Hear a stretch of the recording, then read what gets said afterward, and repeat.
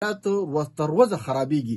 د کورم صرف یوه د ځمکې لاره ده، هغه لاره تر دې دمه کولو نه شوه. ځکه نه کولوېږي چې وایي هغوی سره غټه اسلحه ده، اول دې موږ له اسلحه راکړي حکومت ورته وایي، بیا د هغې نه پس پاته لارې کولو. فیصل ایدي هلته کې د سعد ایدي هلته کې د عبدالستار ایدي زامن چې د ایدي فاونډیشن وال هغې وایي چې دلته کې خو ماشومان ټول مړه شو، مریضان ټول مړه شو، د خوراک څښاک څه نشته دي. 15 یا ورځې 6 یا ورځې شو چې لاره بنده ده د صوبایي حکومت سره. هغوی وایي موږ سره یې ښه غم دی، څه غم یې دی ورسره تر دې دمې ورله څه وکړل سم نه. نو زه دا وایم چې اخر دا حکومت کوي څه. زه د تا چې کومه خبره وکړه خالد منصور که نه د بجلۍ چې او بیا د قرضو دې پښتنو چې کوم دی نو تحریک انصاف سره ډېره مینه وښودله، عمران خان سره هم ډېره مینه وښودله. دا درېیم ځل دی چې دوی راولي.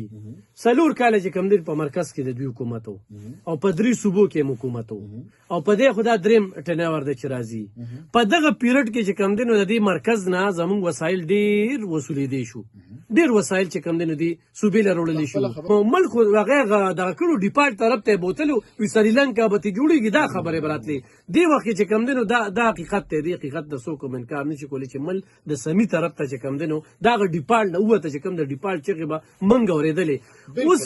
اوس د دغه د دوی چې کوم دی خبره کوي نو خلکو به بیټ نښه نه اخسته، ترماس پې اخسته. دا قوم دی لږ دغه رایاد کړي چې په هغه 4 کاله کې د نواز شریف په وخت کې کومه ارزاني وه، په 800 بورې وه، په 80 باندې لیټر و. یکدم چې کوم دی نو ده پې دونه سبسیډي ورکړه چې یو ګیلاس په 150 روپۍ کېږي نو ده د هسې دغه دپاره چې کوم دی نو هغه په 40 روپۍ کړه. دا نورې پیسې چې کوم ترې راتلې قرضه ده په ګرانو شرطونو باندې واخیستله.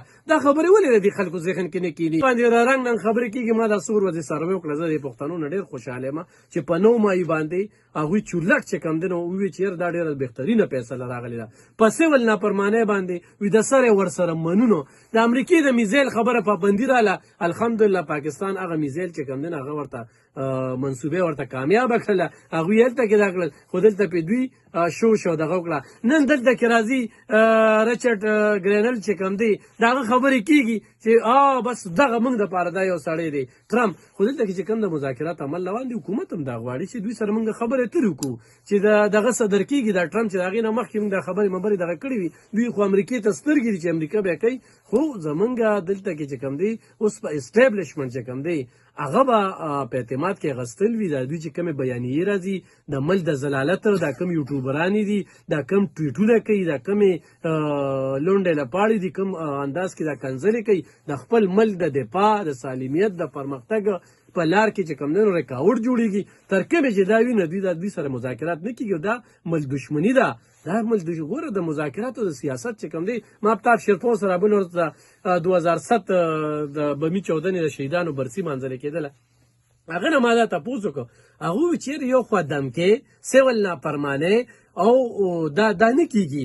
بل دا د حکومت له وفاقي حکومت له پکار دي چې په دې باندې ټوس اقدامات ولي کوم چې د امریکا زموږ په ملک کې چې کوم دی لاسوهنه کوي یا کم خلک خوشحالېږي.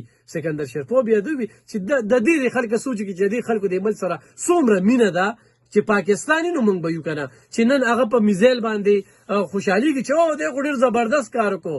او دلته کې چې کوم دی نو یو یهودي دلته کې خبره کوي، دا ډېره زبردسته خبره وکړه. نو یار دا د ملک مفادو کې نه دي.